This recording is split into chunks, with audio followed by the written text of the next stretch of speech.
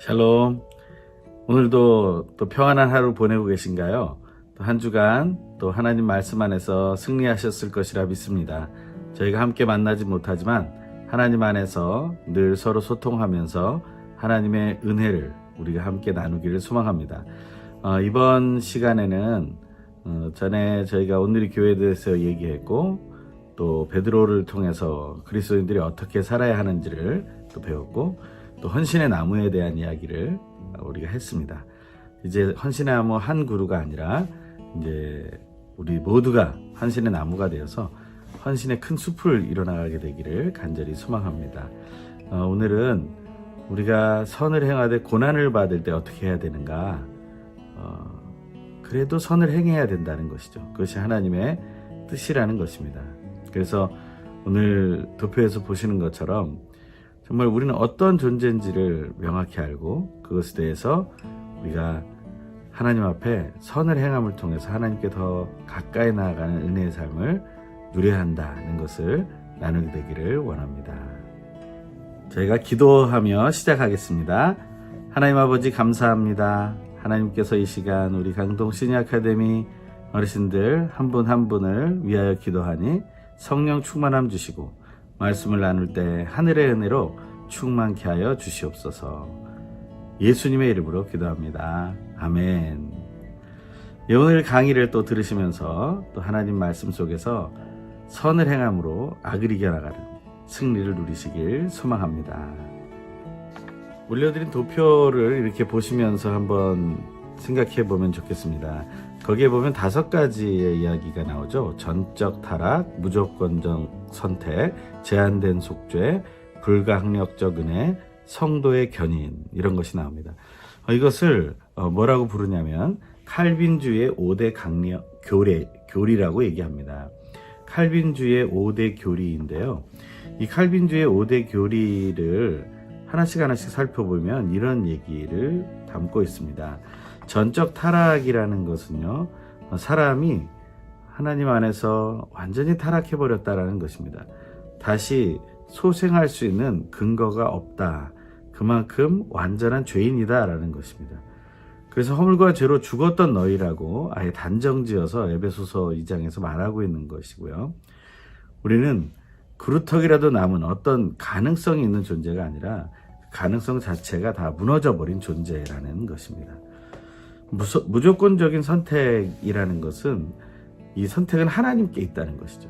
하나님께서 우리를 선택하실 때 우리가 뭘 잘하고 못하고 이런 것들에 대한 것이 선택의 기준이 아니라, 하나님께서 선택하고자 하시면 그것은 선택될 수밖에 없다. 그러니까 하나님이 불쌍히 여기시게 되면 우리를 선택하시게 된다는 것이죠. 그러니까 하나님 앞에서 우리는 늘 겸손하고 낮아지는 모습으로 나아가는 것이 맞습니다. 물론 그 행위도 선택의 기준이 되는 것은 아닙니다.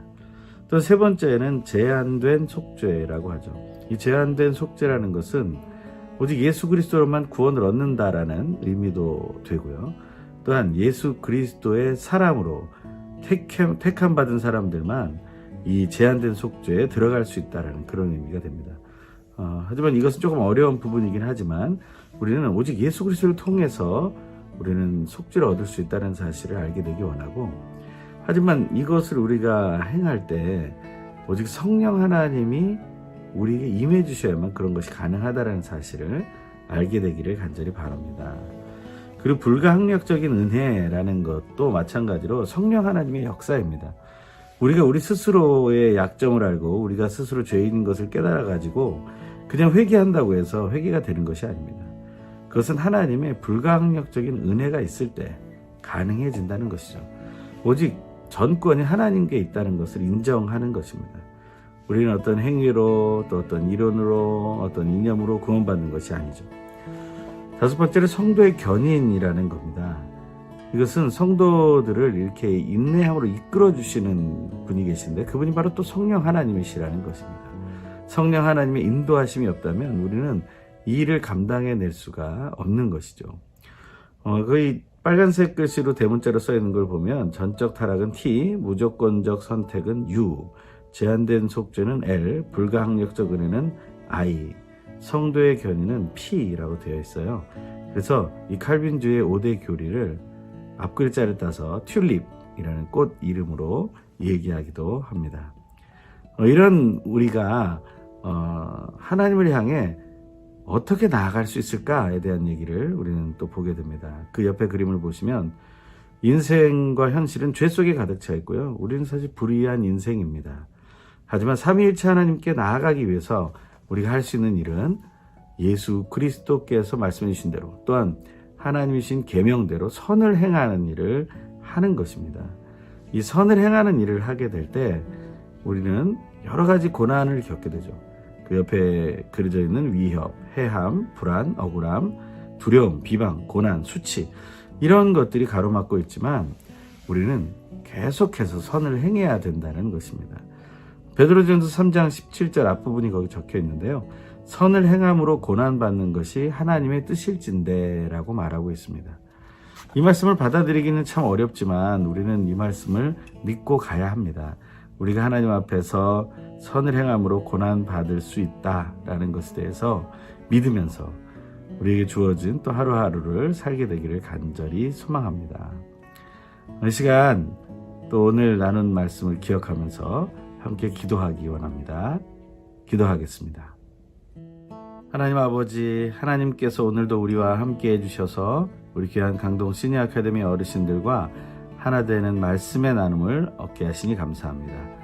우리가 하나님 부족합니다. 하지만 하나님께서는 우리를 사랑하셔서 하나하나 이끌어 주시고 붙잡아 주시는 것을 믿습니다. 우리가 전적 타락한 존재인 것을, 정말 하나님의 구원의 능력 없이는 우리가 구원받을 수 없음을 인정하며 우리가 하나님이 우리를 위해 예수 그리스도를 십자가 못 박에 죽기까지 우리를 인도해 주셨던 것처럼 사랑해 주셨던 것처럼 우리도 하나님을 사랑함으로 우리가 하나님 앞에 하나님이 기뻐하시는 그 선을 행하는 삶을 살되 그 고난 가운데서도 그것을 믿음으로 이겨내며 선으로 악을 이겨나가는 승리자들 되게 하여 주시옵소서. 우리 귀한 강동원 누리교회 모든 시니어 아카데미 어르신들, 회원분들 한 분 한 분을 사랑하신 하나님을 높여드리며 우리의 모든 기도에 응답이 되신 예수님의 이름으로 기도합니다. 아멘. 예, 이번 주에도 또 하나님 안에서 기쁨의 시간을 보내고 또 말씀을 묵상하며 승리하시길 소망합니다. 한 주일 또 평안하시기를 또 기도하겠습니다. 샬롬. 사랑합니다.